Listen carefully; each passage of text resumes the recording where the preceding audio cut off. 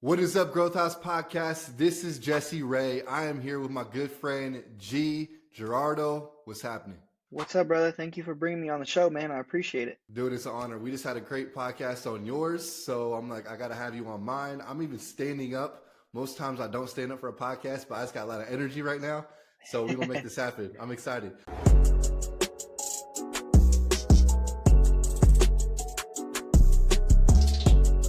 So I want to give people a background.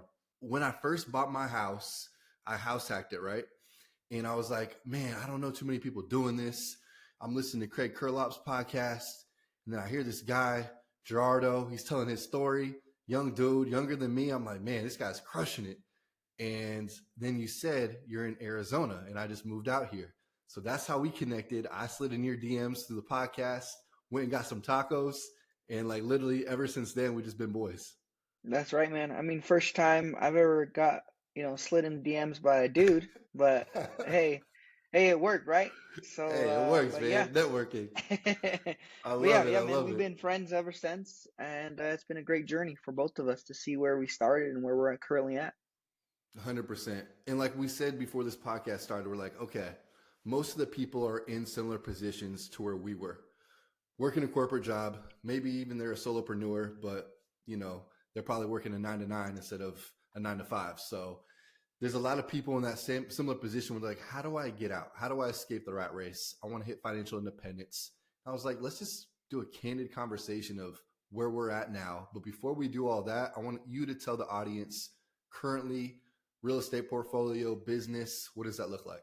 Yeah, I think this is going to be a good conversation because people are going to be able to learn from the mistakes that we made and the valuable lessons that we made without them having to go through that themselves. And Mm, that alone will cut off half of their time to achieve whatever their goal is.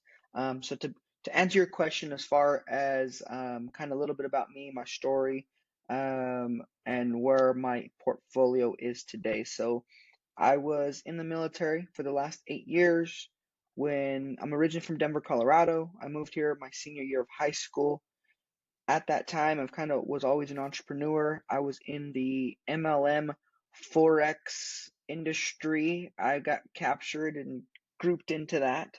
Um, and so when that didn't go as well as I thought it would, I was just, still an entrepreneur. I always wanted to do something on the side to make extra cash. Even when I was younger, I would, mowing lawns, shoveling snow, things like that.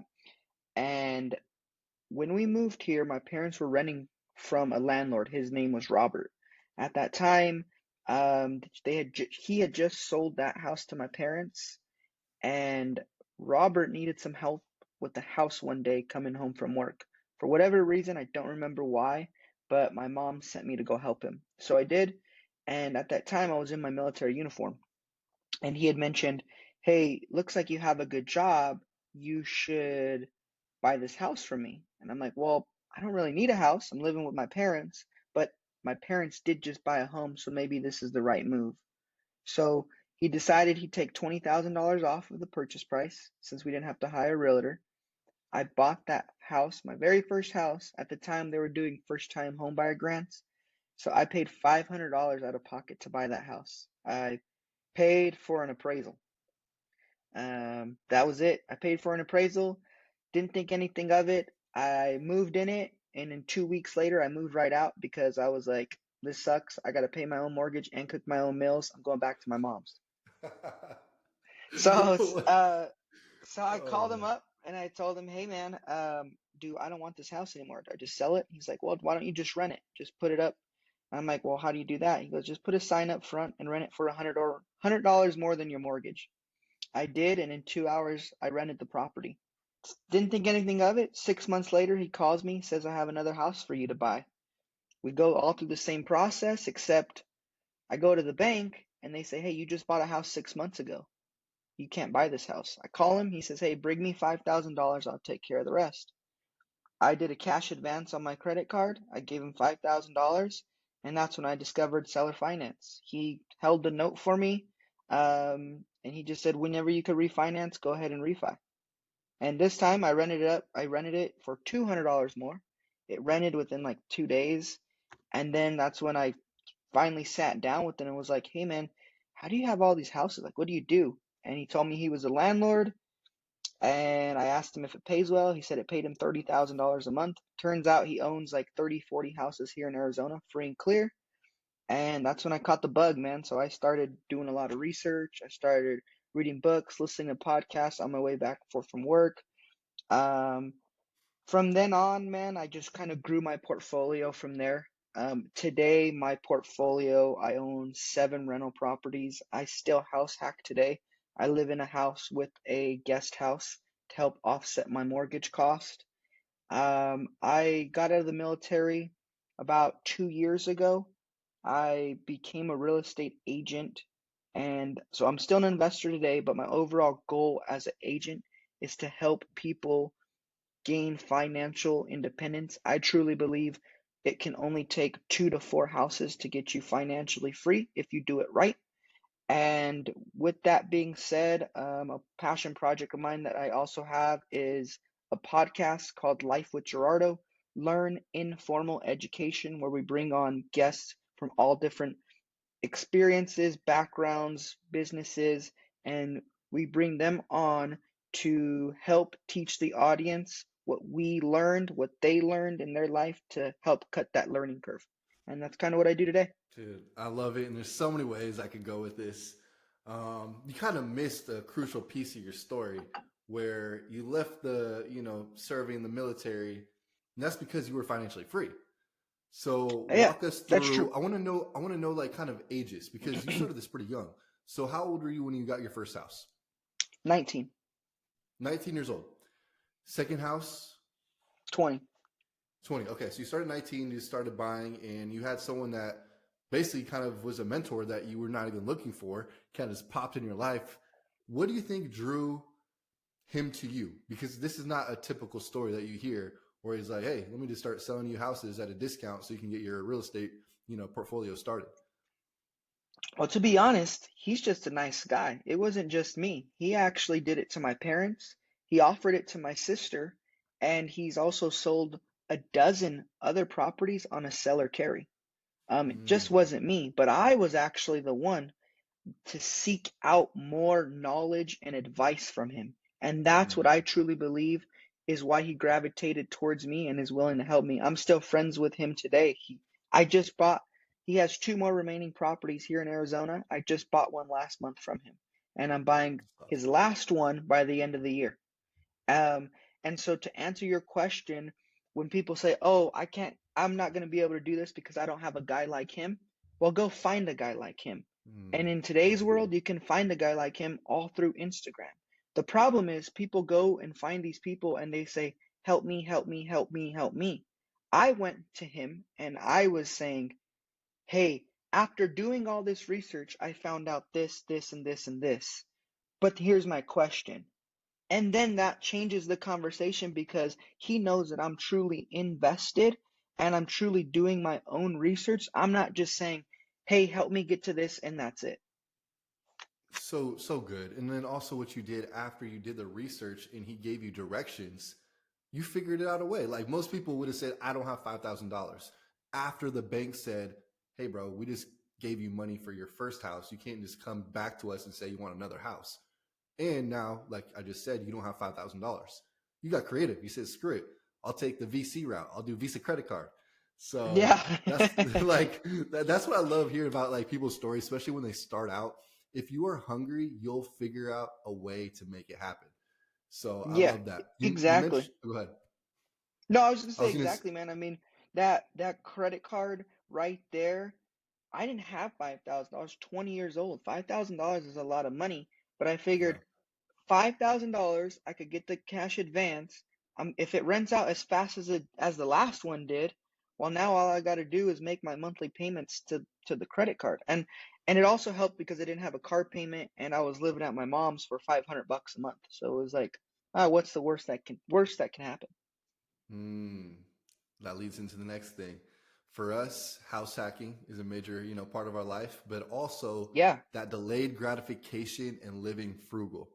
I think that's something that we both kind of talked about a lot. Talk to me about it. You're young, you're owning houses. Everyone around you is probably like, man, you're crushing it. You should start buying expensive things. What held you back from keeping up with the Joneses? Well, to be honest, man, I mean, I ran through my story pretty quick just because I know it could get very detailed, but you're right, I did miss a couple big key pieces. And to our point of house hacking and that keeping up with the Joneses, I was driving an hour and a half one way to work from my mom's to the office.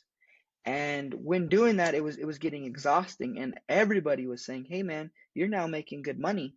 You know, I'm in the military. I was making good money. I was getting a housing stipend. I was getting food stipend. Like, why don't you just go buy a house?" So I ended up, or they wanted me to rent a property by the job. I was like, well, my dad, he's not a crazy savvy investor by any means, but he's always bought in houses, and he's like, it's like a bank account. You buy a house, and then down the road, you could go ahead and sell it and make some money. So I was like, okay, sure. So I decided this was already like a year after I've already owned these properties. So I went and I got with the real estate agent. I bought a condo 5 minutes away from work. It just so happened to be in Old Town Scottsdale, and there's no restrictions for short-term rentals.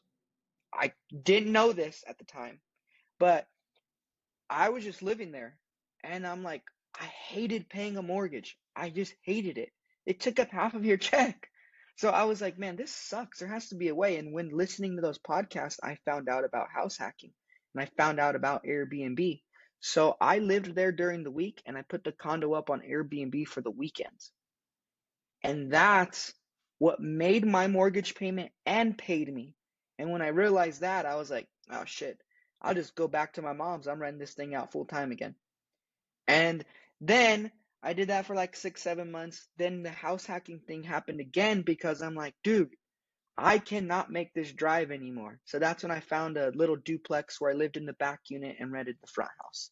And by doing that, I eliminate what Greg Kurlop and Scott Trench say are our biggest expenses: housing and transportation. And if you add those up, if anybody listening adds those two up, it will make up 40 to 50% of your income.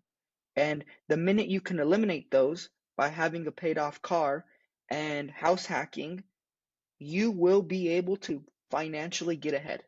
There's no reason why Mhm. you wouldn't be able to. Whether you have debt, whether you have student loan debt, credit card debt, by eliminating those two, you could kill off all those and save up significantly faster. So good and so true. So walk me through, what age did you hit financial independence and what did that mean for you? Was it a number that you're like, once my passive income or semi-passive income from my rental properties exceeds this number because that covers my, normal lifestyle expenses, that's financial Yeah. independence? Or, kind of walk me through that thought process. Yeah. So I mean, when listening to podcasts and stuff, of course, I've heard financial independence. Me and my buddy would always talk about it on our way from work, etc. We always had a number. It was always 5,000, 5,000, 5,000. And today that number is a lot bigger. Um, but I say this to say I when I hit the number, I didn't know I hit the number. The way I did it was I thought I grew up a rental portfolio and it was making me a good amount of money. And I said, you know what? If I'm able to achieve this success part time, I want to see what I can do full time. And I'm a big Mm-hmm. guy that takes risks, but I do it calculated. So what I did was I built up 3 months of leave, so 3 months of paid time off, and I quit in December, but they allow me to take my time ahead. So I took January, February, and March off. During that time, I went and got my real estate license. And Mm-hmm. that's when I put in my notice to quit, was because I was still living in the back house. So I was living for free. I had my car paid off. All I had to pay was for um, really utilities and food. I didn't have any Mm-hmm. credit card debt, didn't have any student loan debt. So to make that up, what do you need? $1,000, $1,500 a month? And I was making um $4,000 a month at my job. So I said, hey, I'm making $4,000 a month on my rental income. and I'm living for free. Let's just pull the trigger and see what happens. Worst case is I go back to the military. I mean, it's always going to be there. So that's what I did, and I quit in December, but I had my official day out was in March. That's because I had that month build up. In those months, I went, got my license.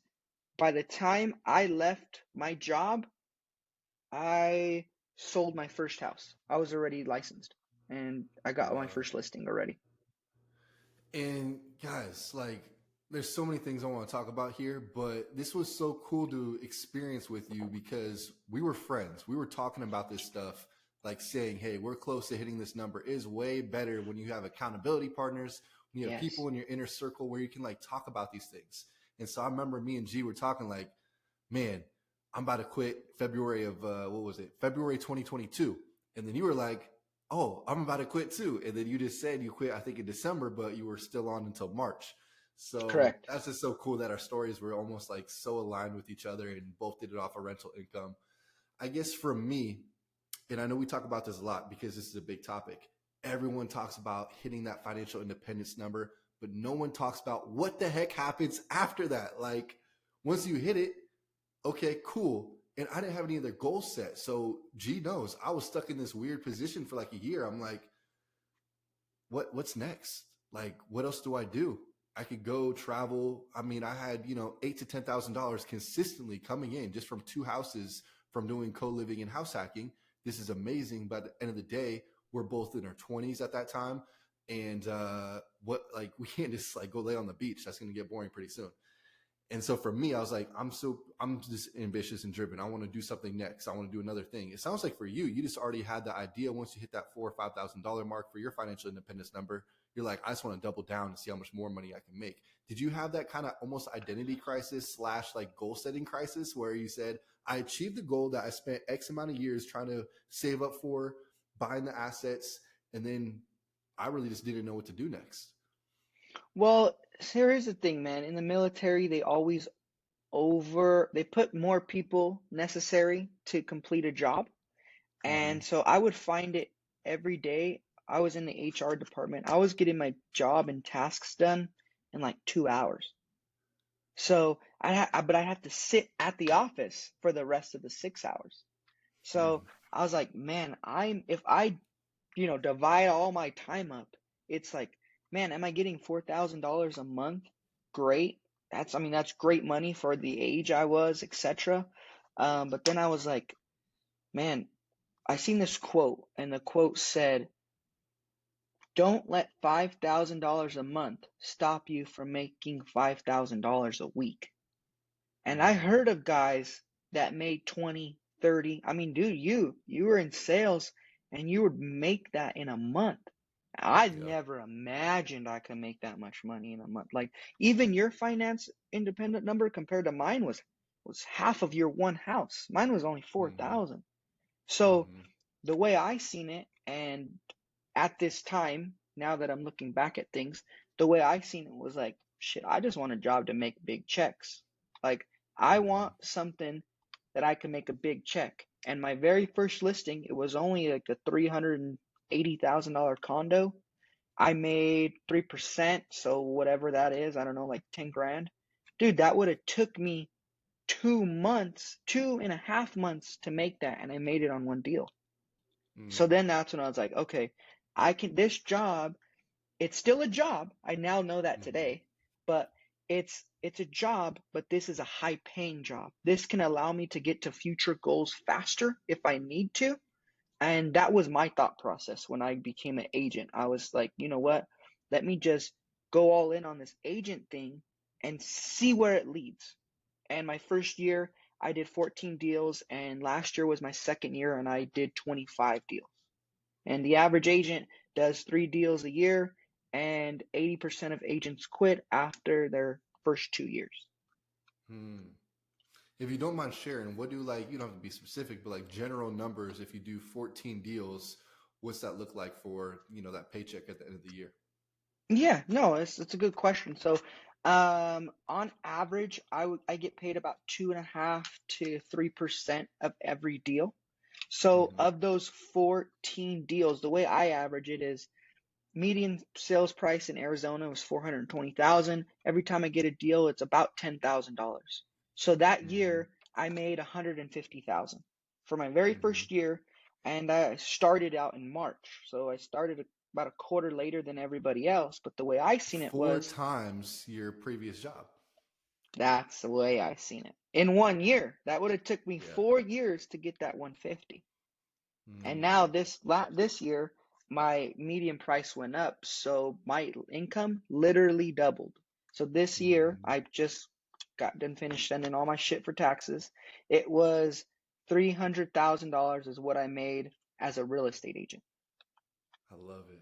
Well, we beat my top corporate salary in commissions. I think my top was like right near 200 when I was working software sales. And it's a So lot of money. hmm It's a lot of that's money. a That great amount of money. 150, it's a lot of money, bro. It really is. Hmm. So, that was kind of my thought process when transitioning, to answer your question. Yeah. So what was your next goal? Because you're like, I want to make these large chunks. Was it okay? Now did you still have this financial number in your head where I want this amount of passive income, or did you say kind of forget about the passive income? I want houses just for generational wealth. What switched in your mind when you started making these bigger checks, and what's your goal now? Well, I'll be honest, and a lot of people I don't think are honest, but when doing this, I was making the most money that I've ever made in my life off of doing normal traditional real estate.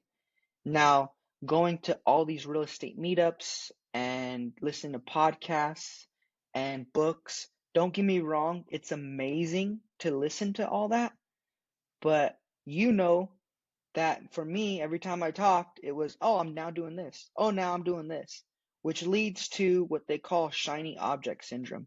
And when I got my license, my goal was just to make a lot of checks. And the goal was, hey, I'm going to still live off of $4,000 a month, but then use all this extra cash to buy rentals. Did that happen? Absolutely not. Um, because we'll talk about this, but lifestyle creep is a real thing, and it happened to me. Um, but where I was going was wanted to do wholesaling. I wanted to do traditional real estate. Then I wanted to be a fix and flipper. Then I wanted to do this and this and this and this and this and this. And I felt like even though my income has increased, my knowledge and my passion, my purpose has still stood stagnant because I haven't truly picked what it is that I want to do or why I'm doing this. And the whole reason why people get out of their jobs or corporate life is to do whatever you want to do. So to Right. answer your question, yes, my goal was to still build my real estate portfolio. Um, but that's when lifestyle creep happened. And we could talk about that after if you want. But yeah, that's to answer your question. We can dive into that right now. Lifestyle creep. Yeah. Yeah, so I mean, what that is for people that don't know, anytime you start making more money, it's statistically proven that you'll start spending more money, and that's 100% true. My very first year, that was the most money I ever made, was 150,000 from my real estate agent business, and then I also manage other people's Airbnbs. So on average, that's another $4,000 to $5,000 a month that I make from that. So, it was pretty good money. It's still decent. It's like 200K Mm-hmm. almost total. I was spending a lot of money as far as, and I don't mean I was going to buy Gucci and Louis Vuitton and shit like that, because that doesn't really attract me. But for me, Mm-hmm. it's events. I really like experiences, so I like events, and then I'm a big car guy. So I bought about 4 cars in the last couple years, and I'm a classic car guy.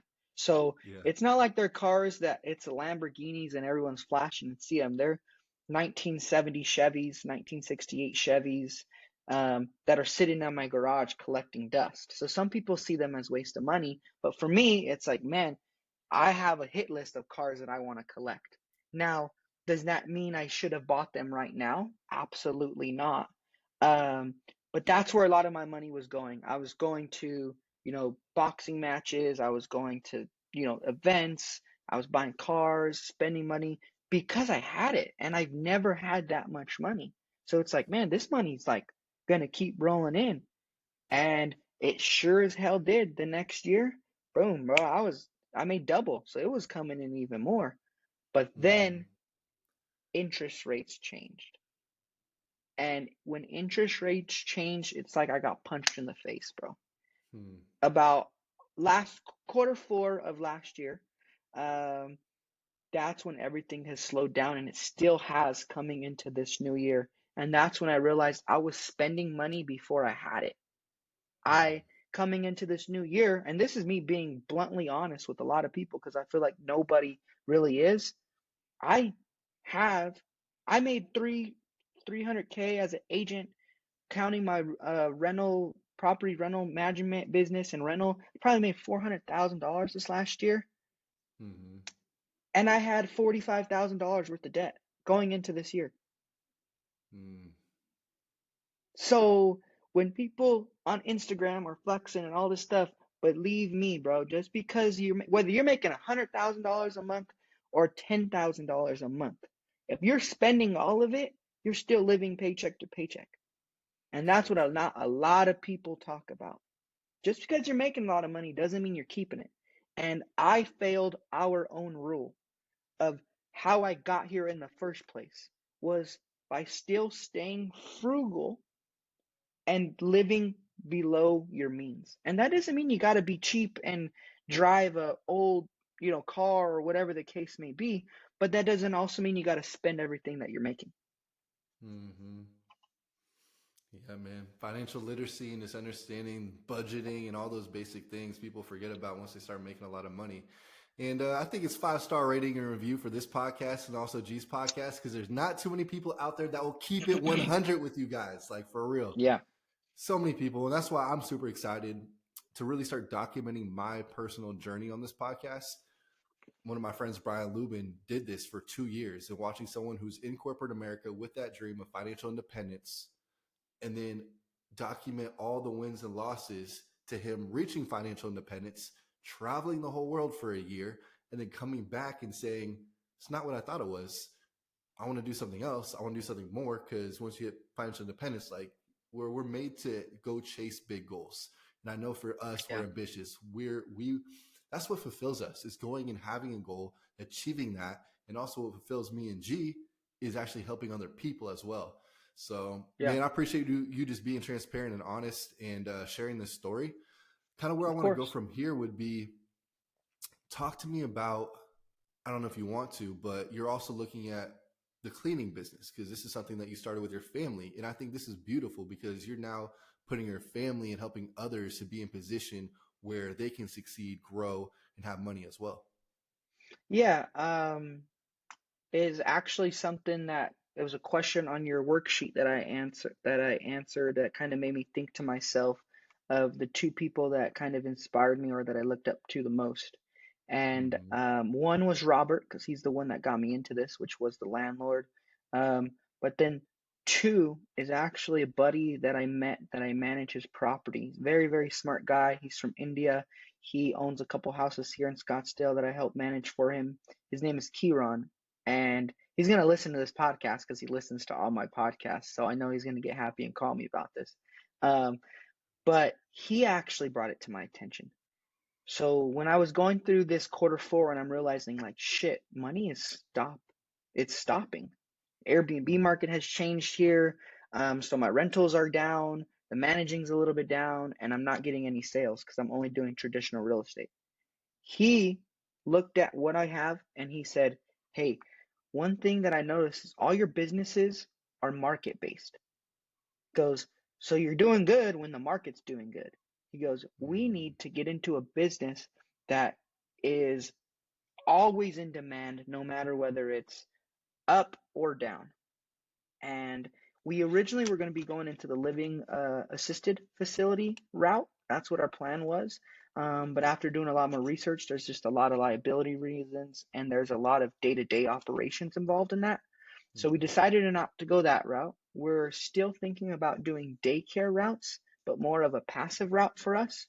But then that's when I realized and this is something that I want to tell a lot of people because I didn't realize it until my buddy.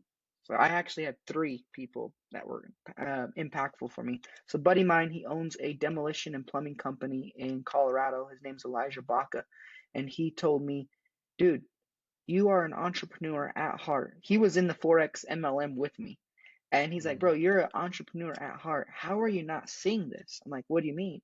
My parents clean Airbnbs now. They've been cleaning commercially for 20 plus years. I've had them switch to residential. That allowed them to quit their corporate job and they do this full time and they run a business. Um, but that's when he's like, "Man, dude, there is a lot of money in this cleaning industry. You just have to do you. You have to set up all your systems, set up your processes, do that, and this can grow." And all this happened at once. That's just the way God works. So then I was like, man, this is totally what Kieran was saying.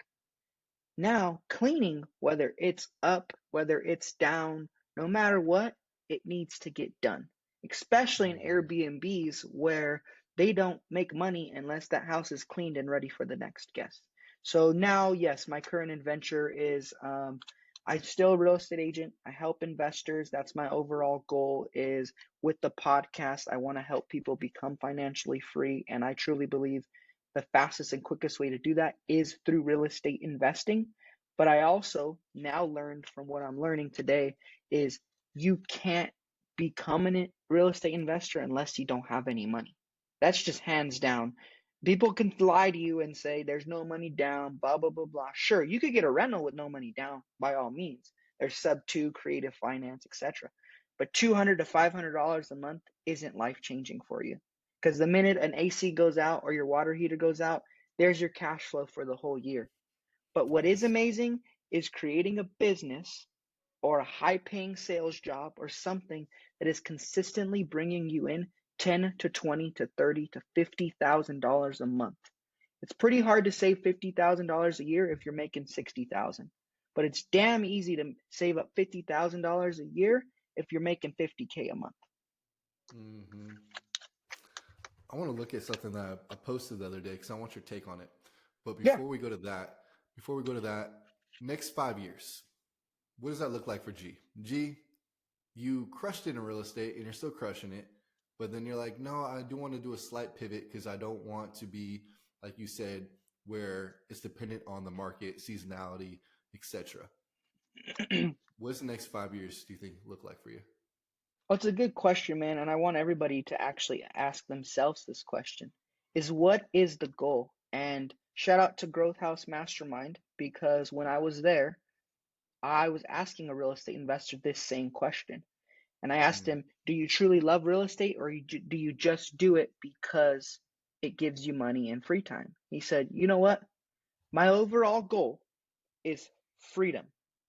So Mm-hmm. whether that was selling 100 burgers, investing in real estate, or cleaning, whatever gets me to my goal, that's what I want to do.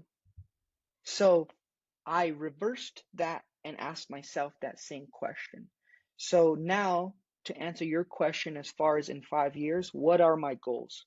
Goals Mm-hmm. are freedom, inspiring and helping others. And the only way I can personally do that is I will continue to be a real estate agent and an investor.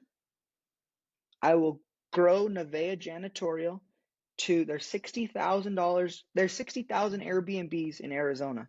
We will capture 1% of that market in 5 years. That's 600 homes in Arizona that we will be cleaning. Nevea Janitorial will be cleaning 600 houses in 5 years. That allows me to make that consistent money because although helping others is great, well, hey, you don't get paid from helping others. Um, so I still need to make a lot of money coming in because that's what I want to do, but it also helps set up my family to create my third goal, which is generational wealth. I truly believe it only takes one person to change your whole family's route. So my goal is to build that while building my podcast, Learn Informal Education. And in that podcast, we will be partnering up with different people in different fields. and we will be creating an e-course, giving that e-course out for free to military, to group homes, to foster care kids, to schools, underage, like not underage, but like underprivileged schools. That will be in Mhm. all that, because that will then help them. They'll come to me and we'll be able to do what we like to do and help and maybe change their family's financial future. And that's my goal in 5 years. Dude, I love it. I love the clarity that you have there, man. It's something It that took you a long asked. time to get there, so don't say like, That's hey, it. so please touch on that, because you've met me I'm and I'm literally about to. here. So Exactly. And that's something that I was going to touch on because at the end of the day, if we ask 90% of people that same question, they don't have that clear vision. And it wasn't until literally the last couple months from me, I didn't have that clarity once I quit my corporate job. I was just kind of doing what I was doing. And all of a sudden, money was coming in, money was coming out, just like you. So it's so important to have that because you don't even know what vehicle you should take to, make money if you don't know the end goal. For me, correct. my end goal is the location freedom is something very important for me. So if there's some kind of business that I would have started that would force me to be in a physical location, I don't care how much money I was going to be making. That was not a good lifestyle or a good goal for me. So it's so important to kind of reverse engineer, just like what you're talking about. And I want to make a. Actually, this is hilarious. This is wild. I literally was about to say I have to introduce you to Dave Pierre, and he's calling me right now. I Now's a can't good make. time then, huh? Look at this. He's calling me right now. That's wild. You mentioned, helping people coming out of the military, and he has a Yeah. whole like community mastermind called um, Military to Military to Millionaire. millionaire. Yeah. Mm-hmm. Oh, Dave already? I do not know him, but I know of him. He has great content. Okay, well now you're gonna know him because he literally just called me right now as I was about to say his name, and he's a part of the Growth House Mastermind. Is gonna be one of our mentors, Oh, so I'm perfect. excited for that. Yes, and then also I just want to say that I want to commit to you that I'm gonna help you get 50 of those 600 homes through connections, through whatever it takes. So I'm gonna write I that down appreciate that. because Yeah. that's something that I want to do for you since we're in this space together, and it's better to help each other out. I want to kind of do a quick my journey in like bullet form, and I want Yeah. to see what you think of it because as you're saying the businesses that you're launching after you quit, I'm like, damn, all this is identical. So this is the realization I feel like I had. A lot of people who are in W2 go W2, hit that financial independence number, which the main point of that is, like you said, is taking chips off the table. This is what we talked about in, the podcast with you, taking chips off the table so you can take some risks. You can have that security and actually go play to win, not play not to lose and play, in a scarcity mindset. So I still believe in hitting that financial independence number. And that's just like your base level of expenses. For most people, it's like $4,000 to $7,000. Once you do that, you're able to then quit and then start a business. Start a business, like you said, about either what you are really good at and you become like excited and fulfilled by it, or start a business that you're passionate about and you can make money and then scale that business. I feel like we've always been brainwashed that passive income was like the only thing you should worry about. And once you hit that passive income number, it's over. But just like what you're talking about and your clarity and your vision, I just love that for you that you're like, no, this is what I want to do. This is helping my family. I have a plan for generational wealth and then also a plan to give back. Yeah, I think you hit it. All those, I think I would inject one more bullet point in there. And that Yeah. bullet point that a lot of people are being lied to today is saying, go pursue your passion and your passion will make you money. Well, that's something that I personally have been going through, where I thought real estate is my passion. And don't get me wrong, it's my passion because it allowed me to quit and give me my freedom.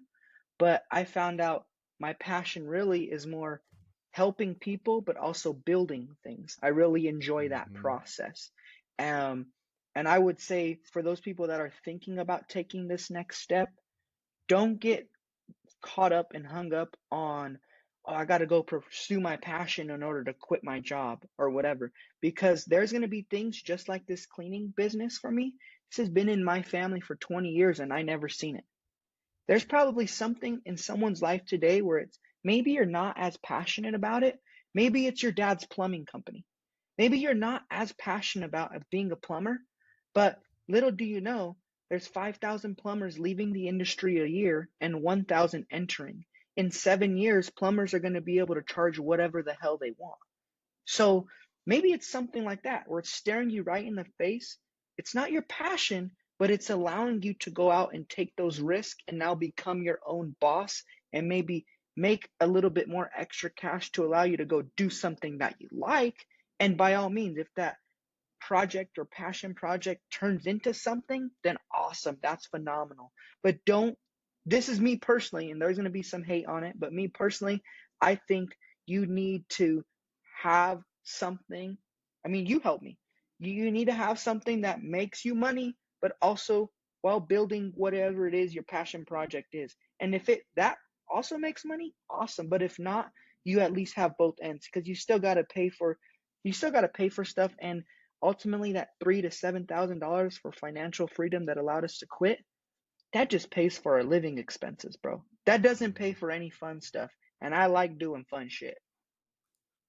I'm with you, man. All those vacations to the islands and South America Buying and doing all. cars, doing whatever you Yeah, for want you to buying cars, do. you definitely need a little bit more money than just that baseline financial independence number. But as we kind of wrap up, I could talk to you for hours, bro. But as we're kind of nearing the end of the podcast, I do want to touch on something that I think a lot of people also don't talk about. And I feel like I'm being pretty transparent in my journey while I'm talking to guests about these things. And for someone who's an entrepreneur, we don't have a lot of time. We have these crazy high ambitions. Most people are like, when do you have time for dating? When do you have time for relationships? And I put that off for a long time. You're still pretty young. How old are you? Like 27? I'm 27, yeah. 27 years old, super ambitious, crushing it, but have bigger dreams, want to keep doing more. What was your kind of experience like dating? And then also, you just got engaged. So you about to get married. Congrats on that. But I Thank kind you, of want to thank you. just have you riff on that. Like, was that hard for you? What would Yeah. you look I've for, never been asked etc.? this question before, actually. Mm-hmm. I would say so as I got more into my entrepreneurial journey, I had just got out of a relationship. That was a 5-year relationship. It was high school sweetheart relationship. And during I was single for about 4 years from after that. And yeah, 4 years, right? Exactly. So during that time while I was single, I personally, everybody, I mean, they're gonna call it what they call it. I'm gonna keep it real. Everybody has a hoe phase. And in Love that hoe phase, some people's hoe phase lasts 3 months, some people's last 3 years. Shit, some they're 40 and they're still in their phase. it. So, It's still in um, Old Town. yeah, exactly. So for me, bro, mine was like 3 months. Like I Mm, would go out to clubs with some friends, party, and etc. But that shit was just boring to me. It just mm, honestly did not attract me.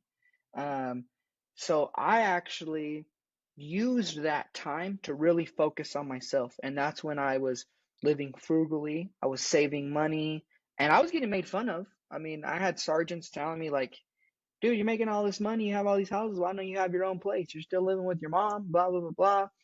So, I mean, I got made fun of, but I was able to use that time to truly find myself. And I know this sounds so cliche, but everybody says you got to truly love yourself before you can love someone else. I truly believe mm, that's true. I mean, I personally would have never dated somebody that's not independent for themselves. And I think a lot of people in today's world, when they're looking at relationships, they're trying to be in a relationship where maybe they're lacking something. So maybe they're lacking something, so they look for that in another person. I truly believe you are 100% ready to be in a relationship when you are 100% independent, where you don't need mm, anybody and you can focus on your own goals. Maybe you got your own stuff going on. You truly love yourself. You can take care of yourself. And then if that significant other comes into your life, then hey, that's just a cherry on top. But by mm. you working on yourself, working on your relationship with God, all of that helps you become a better version of yourself. And then when you meet that other person, they should be doing the same. They should be able to help you become a better version of yourself as well. For someone who's never had that question asked to them and have such an amazing response, I don't know, G. We might have to do a masterclass on that, man. Yeah, I would say I never, like I said, never got that question answered, but this is the way it is, I guess. No, I love it, This bro. is also I because was, we are planning our wedding, so believe me, this love romance stuff has been every day. I mean, we're watching Blind is Love or Love is Blind or whatever the show is. We're yeah. watching everything. So believe me, this is all we've been talking about. This is top. This is top of mind for you and a priority the last few months. Yeah, for sure. I love it. Well, as we wrap up, I do want to mention Growth House Mastermind. It's for those six-figure high achievers, whether in corporate America, solopreneur, and they want to learn how to scale with that freedom. And you're someone that's like, dude, I'm in. I want to be a part of this community. So I want to ask you, what was the main reason why you said, yes, I want to join a community. I want to be a part of a mastermind. I understand the power of connections, etc. Well, it's actually pretty easy for me because I realized that once you reach a certain point in your life, Buddy said it perfectly, is he didn't outgrow his old friend group. He just has different goals than his friend group. So I like that. you're with a friend group, you're trying to get to your goals. Well, maybe your old friend groups are still partying, having fun. Nothing wrong with that, but you just don't want to do that anymore. So it's hard, maybe especially at our age, it's hard to find friends at our age, which is why your business has took off so good, which is why Growth House has done so well. And that's why I truly believe um, a mastermind group, some sort of accountability group is needed, because whether it's in person, online, you have something to check into, something to check your progress on, but you also have those like-minded individuals around you. But then I also realized, no matter what, and this is going to be a quote or this will be a clip, because no matter how much you know, it does not matter. I don't give a shit about what you know. It always comes down to who you know. No matter what, in any successful business, industry, whatever it is, it always comes down to who you know. Because you could teach somebody the what. You could know Mm-hmm. everything, but if you don't know anybody, where are you going to go? Nowhere. So good. There's not a lack of information out there. No, Is no. definitely not a lack. Like you can literally go, get your first house for free on YouTube. You can figure it out. It's not Easy. that hard. Yeah. But once you start trying to scale, and also it's just a lot more fun when you're doing with people you like and enjoy. Oh Like that's yeah. just one thing for me. I'm like, I just love having Well, more think friends that are able to go travel with me to Europe because they created because businesses they where they're able can. to do that. Exactly. Yeah. I mean, it's never fun just having one Lambo. It's nice to have maybe three or five with you when you go to Right. dinner, right? Absolutely. I love it. Well, dude, you've been such a big inspiration for me, man. Like I said, I only had one house. I didn't even know what I was doing in real estate when we connected. You've been someone that's encouraged me. I literally have remembered times where I was, on the couch and like, man, am I doing this right? Like, I feel like there's something else I need to be doing. Like maybe I should try something else. And I would call you and you would just kind of give me those words of encouragement. So I just want to say thank you for those times that you did that. And you just, you've been there for me anytime I wanted to reach out and just chop it up, talk real estate. And I'm excited for you to be a part of this mastermind community officially. And I want people to connect with you because you're someone that loves to give back. And like you said, I want people to check out the Life podcast with Gerardo. So how do people connect with you? Yeah, man. First off, you're welcome, man. And for anybody that has the willing and desire to learn, I'm more than willing to teach them and take that time. Um, and the way that anybody can find me is on any social media platforms, Life with Gerardo. That's it. You can find me on Instagram, YouTube, TikTok. You can find me anything on there. I love it. And I always have to ask because some people just want to reach out and say, hey, G, can I pick your brain? We don't do that in the Growth House community. Growth House community is a go-giver community. We're all about leading with value, right? So if someone reached out to you and they wanted to provide you value, instead of them trying to figure it out on their own, which they can and they should, but to make it even easier, what's something that you're like, you know what? this people might be able to help me that are listening to this podcast. And if they reach out, they can provide something for you.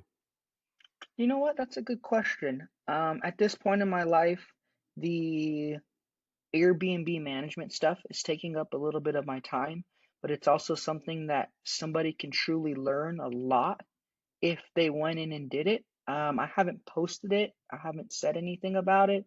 Um, I would say, I think I seen this on Gary Vee's podcast or something. Somebody reached out to him and was willing to work with him for free.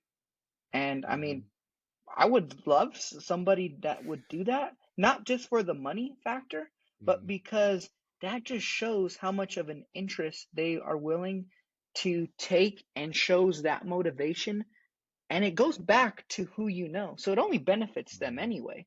And I wouldn't even say on a full-time basis thing. I would say on a, hey, rather than saying, hey, can I pick your brain? Hey, I would love to help you in any way. Is there something that's taking up some of your time that I can help you alleviate? Now, the minute they do that, maybe a month, 2 months, or however long it is, they reach out to Mm-hmm. me and say, hey man, I've been meaning to ask you, how do I buy my first house? How do I do this? You don't think I'm going to give them the time of day to let them know how to do it? You know what I mean? A lot of people in today's world, they think you got to get financed traditionally. I just helped my parents buy a commercial building with $50,000 down on a seller carry. Nobody even knows what the fuck a seller carry is. But if you know people, again, all about who you know, they can help you Mm-hmm. get to your goal a lot faster. Mic drop right there. Jesse Ray, Growth House Podcast, here with my man G. I appreciate you. I'm going to link everything in the podcast so people go check you out, follow you. Also, one more thing, 5-star review for his podcast, since that definitely helps Appreciate with it. the Appreciate algorithm it. and everything. So let's do that for G. If you reach out to him, make sure you say, hey, I listened to the podcast on Growth House. I already gave you a 5-star review and rating, and this is what I want to ask you. So let's provide value to G. I know we're going to see each other next couple of days, man. So I appreciate you, brother. Appreciate it, man. Thank you so much. Appreciate the conversation, and let's hope this helps some people. Absolutely.